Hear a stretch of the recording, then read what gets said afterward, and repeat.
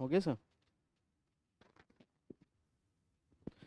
नमस्कार मेरे प्यारे विद्यार्थियों, आपका स्वागत है हिमालय एजू हब में। मैं योगेश चौधरी आपका स्वागत करता हूं।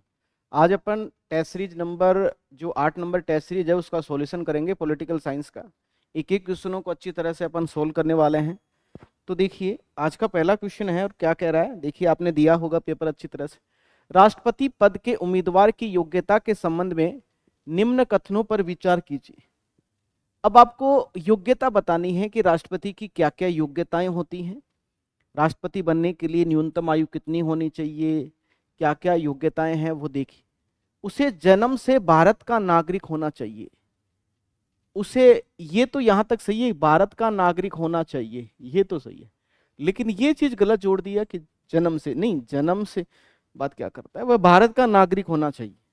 मान लीजिए कोई कोई व्यक्ति ऐसा है जो विदेश में पैदा हुआ है, भारतीय मूल का है और उसने भारत की नागरिकता जन्म के बाद में धारण की है, तो वो भी राष्ट्रपति बनने की योग्यता में है, तो ये गलत है। ठीक है, तो ये जरूर जन्म जन्म से आए ना, तो ये गलत मानना। और यहाँ तक आए कि भारत का नागरिक होना चाहिए, तो ये तो सही होगा। लेकिन अगर जन्म से आए तो ये गलत है। वह किसी लाभ के पद पर ना हो, ये सही है। राज्यसभा का सदस्य बनने की योग्यता रखता हो, नहीं नहीं, राज्यसभा नहीं आएगा, राज्यसभा नहीं आएगा। यहां पे अगर लोकसभा आता, लोकसभा आता, राज्यसभा तो उपराष्ट्रपति में आएगा। अगर यहाँ उपराष्ट्रपति की पूछता तो ये सही होता, लेकिन अगर राष्ट्रपति पूछा है तो राष्ट्रपति में तो क्या आएगा, लोकसभा आएगा। ठीक है, तो ये गलत हो गया। ठीक है, तो इसमें दूसरा ही सही होगा, केवल दो। ठीक है ना, आंसर आ जाएगा आपका, केवल दो आंसर आ जाएगा। ठीक है बेटा, आगे देखिए क्वेश्चन नंबर 9 क्या कह रहा है।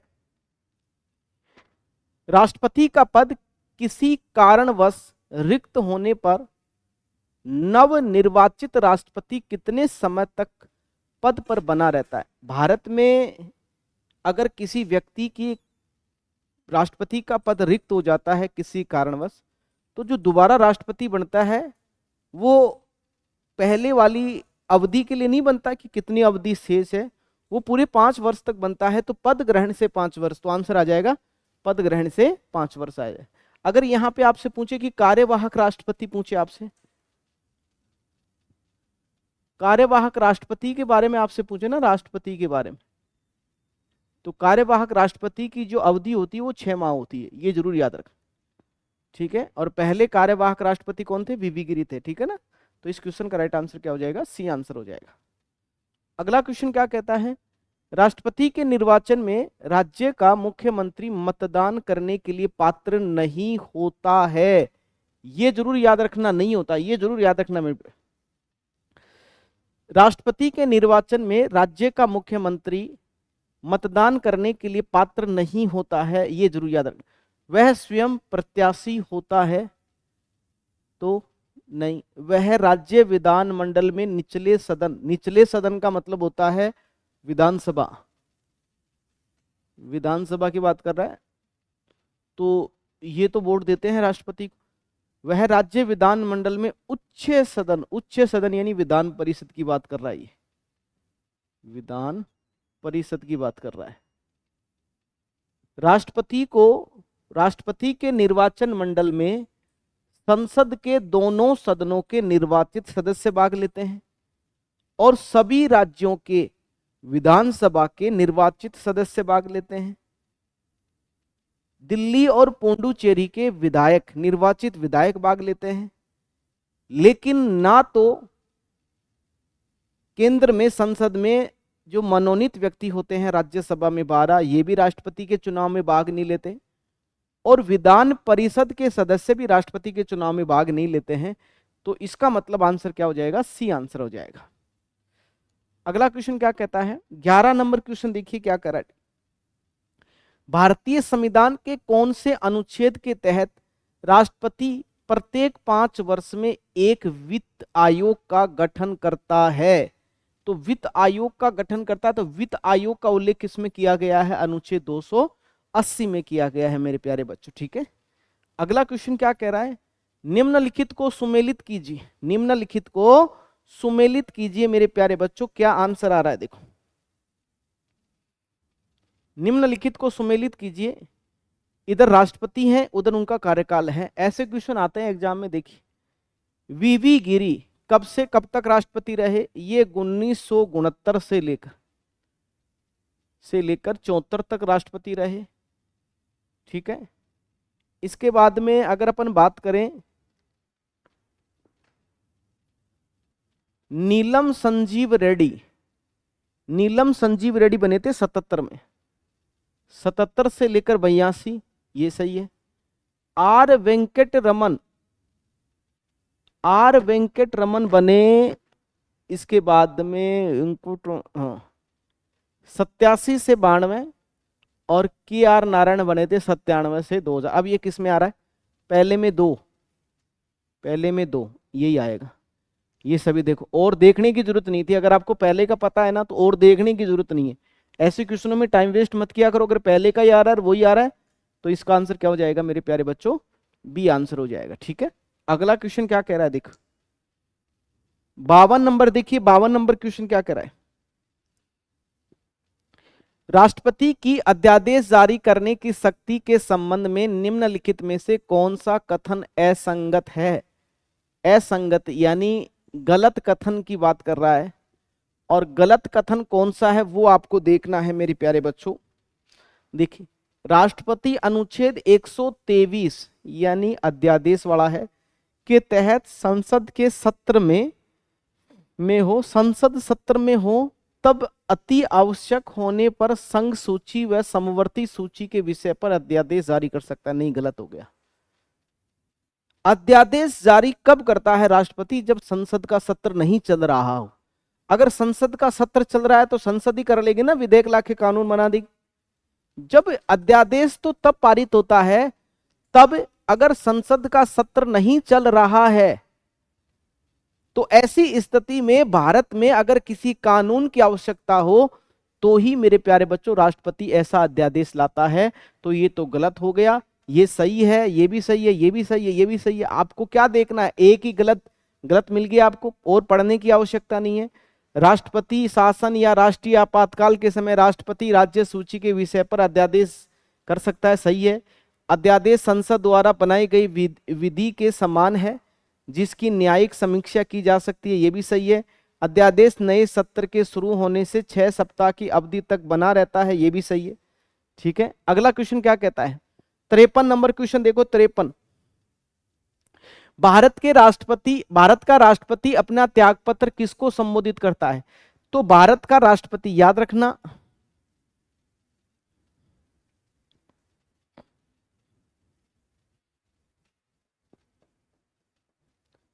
त्यागपत्र किसको देगा? उपराष्ट्रपति को। और उपराष्ट्रपति अपना त्यागपत्र किसको देगा? राष्ट्रपति को। राष्ट्रपति को शपथ कौन दिलाता है? सुप्रीम कोर्ट का मुख्य न्यायाधीश, मुख्य न्यायाधीश। और सुप्रीम कोर्ट के मुख्य न्यायाधीश को कौन दिलाता है? राष्ट्रपति दिलाता है। ठीक है ना। अब इसमें त्यागपत्र पूछा है तो उपराष्ट्रपति आंसर आ जाएगा। 54 नंबर देखिए, निम्नलिखित में से भारत के राष्ट्रपति के निर्वाचक मंडल में शामिल नहीं है। निर्वाचक मंडल में शामिल नहीं है ये बताना है। संसद के दोनों सदनों के निर्वाचित सदस्य ये भी शामिल है। राज्य विधानसभाओं के निर्वाचित सदस्य ये भी शामिल है। राज्य विधान परिषद के सदस्य ये शामिल नहीं है। केंद्र शासित प्रदेश दिल्ली और पुडुचेरी 17वें संविधान संशोधन 1992 के तहत जोड़ा गया, तो ये भी शामिल है। इस क्वेश्चन का राइट आंसर क्या हो जाएगा? सी आंसर आ जाएगा। क्वेश्चन नंबर 55 क्या कहता है देखिए, 55 नंबर देखिए क्या कहता है, राष्ट्रपति के निर्वाचन में निम्नलिखित कथनों पर विचार कीजिए कौन कौन से सही है। राष्ट्रपति के निर्वाचन में एक विधायक का मत मूल्य निकालने का सूत्र, एक विधायक का मत मूल्य निकालने का सूत्र होता है 1971 की जनगणना के आधार पर उस राज्य की जनसंख्या बटा निर्वाचित सदस्य भाग इंटू 1/1000। ये सही है। विधायकों के मत मूल्य में सबसे ज्यादा मत मूल्य किसका होता है बताओ? सबसे ज्यादा विधायकों के मत मूल्य में सबसे ज्यादा मत मूल्य उत्तर प्रदेश का तथा सबसे कम मत मूल्य मणिपुर, ना ना मणिपुर का नहीं, सिक्किम का। सिक्किम है, और सिक्किम का कितना है, 7 है, ये गलत हो गया। राष्ट्रपति के निर्वाचन में एक सांसद का मत मूल्य सभी राज्यों के निर्वाचित विधायकों का कुल मूल्य संसद के दोनों सदनों के कुल मूल्य, ये भी सही है। ठीक है, सबसे ज्यादा मत मूल्य किस विधायक का, ये याद रखना। सर्वाधिक मत मूल्य पूछे आपसे,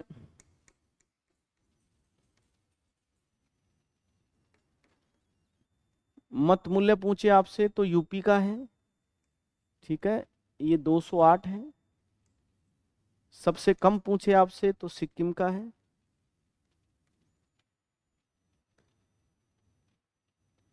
7 है।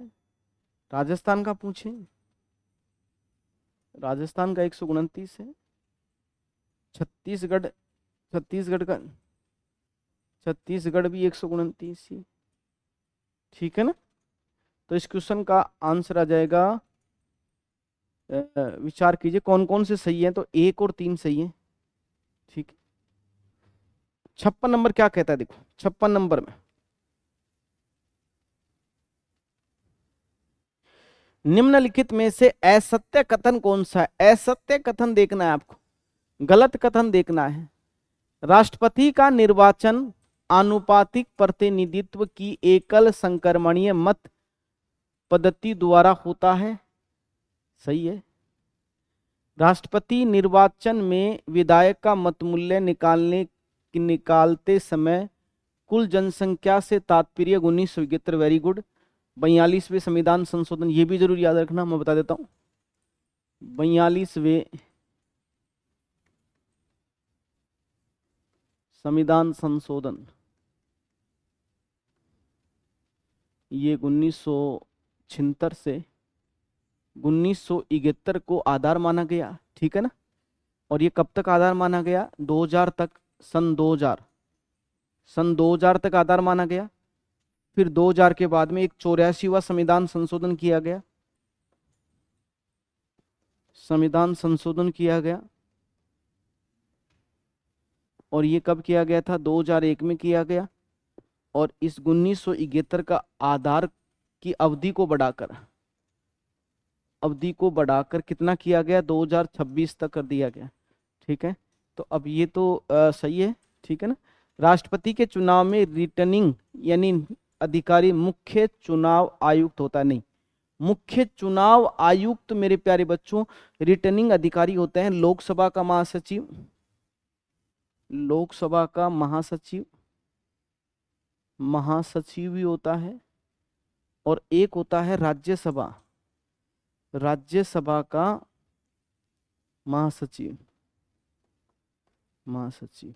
ठीक है ना, लोकसभा महासचिव, राज्यसभा महासचिव, ये नहीं होता है। वीवी गिरी एकमात्र ऐसे राष्ट्रपति हैं जो द्वितीय वरीयता, ये भी सही। तो कौन कौन सही है, गलत आपको देखना है तो सी आंसर आ जाएगा।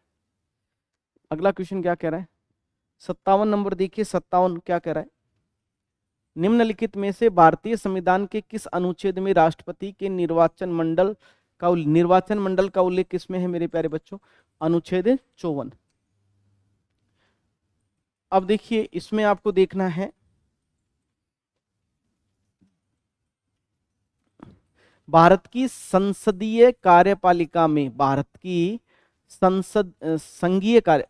संघीय कार्यपालिका में निम्नलिखित में से कौन कौन शामिल है। ठीक है, कार्यपालिका में कौन कौन शामिल होता है। अब देखिए, जो संघ सरकार होती है ना, संघ सरकार, ठीक है ना, संघ सरकार के 3 बिंदु आप याद रखना, एक होती है कार्यपालिका, एक होती है व्यवस्थापिका,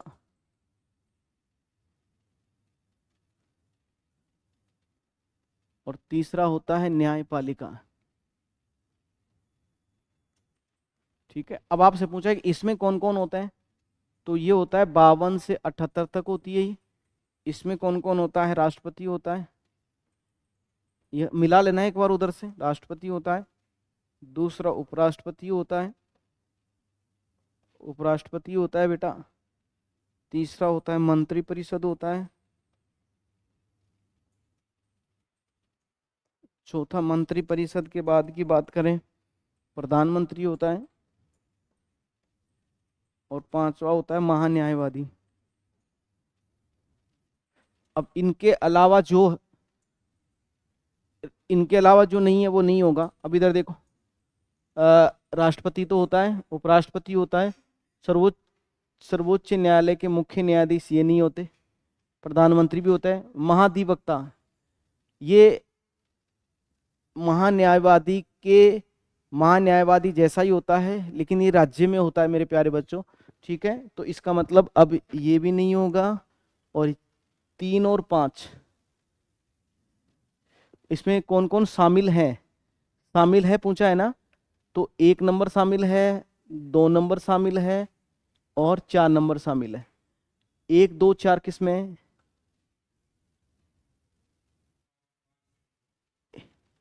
1 नंबर शामिल है, 2 नंबर शामिल है और 4 नंबर शामिल है। तो 1 2 4, तो आंसर आपका क्या हो जाएगा?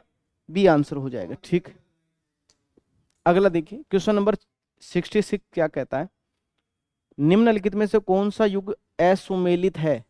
असुमेलित देखना है। अनुच्छेद 55 राष्ट्रपति का निर्वाचन पद्धति सही है।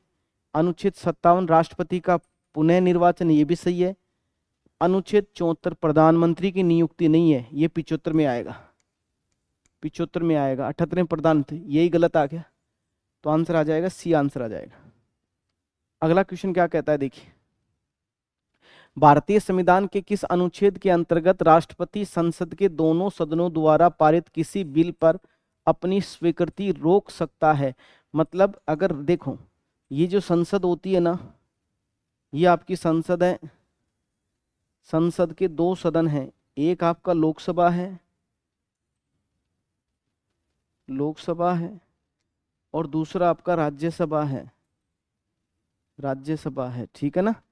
अब देखो, कोई विधेयक होता है, मान लो लोकसभा में पारित हो गया, फिर राज्यसभा में पारित हो गया, फिर किसके पास जाता है? राष्ट्रपति के पास। अब राष्ट्रपति के पास जाता है तो राष्ट्रपति के पास में वीटो शक्तियां होती हैं। क्या होती हैं? वीटो शक्तियां होती हैं, वीटो पावर, वीटो शक्तियां होती हैं। और वीटो शक्तियों का अनुच्छेद पूछे आपसे तो 3 वीटो हैं और 3 ही ये हैं, 1 2 1 1 1 यानी 101। इसमें अत्यंतिक वीटो, निलंबकारी वीटो और जेबी वीटो होता है। तो इसमें आंसर आपका आ जाएगा 101 111। ठीक है, इन वीटो का, अत्यंतिक वीटो का मतलब क्या होता है? हस्ताक्षर करने से मना कर देता है। निलंबकारी वीटो का मतलब क्या होता है? पुनः विचार के लिए भेज सकता है। जेबी वीटो का मतलब होता है ना विधेयक के ऊपर हाँ कहता है ना कहता है। ठीक है, तो इसका मतलब आपका राइट आंसर क्या हो जाएगा? डी आंसर हो जाएगा। अगला क्वेश्चन क्या कहता है? 68 क्या कहता है, निम्नलिखित में से कौन भारत के प्रधानमंत्री नियुक्त किए जाते समय संसद के सदस्य नहीं थे? चौधरी चरण सिंह ये भी थे, दोनों नहीं थे। पीवी नरसिम्हा राव भी नहीं थे, एचडी देवगौड़ा भी नहीं थे, बाद में लिया गया। तो 3 और 4 किस में आ रहा है? बी आंसर आ जाएगा। ठीक है, तो ये आपके क्वेश्चन आपके कंप्लीट मैंने आपको सोल्व करवा दिए। एक एक क्वेश्चन को अच्छी तरह से मैंने आपको बताया है। ठीक है, तो उम्मीद कर रहा हूँ कि आपको पूरे तरीके से आपको अच्छी तरह से समझ में आया होगा। तो आज के लिए थैंक यू। अगली टेस्ट सीरीज के साथ मिलते हैं। जय हिंद, जय भारत।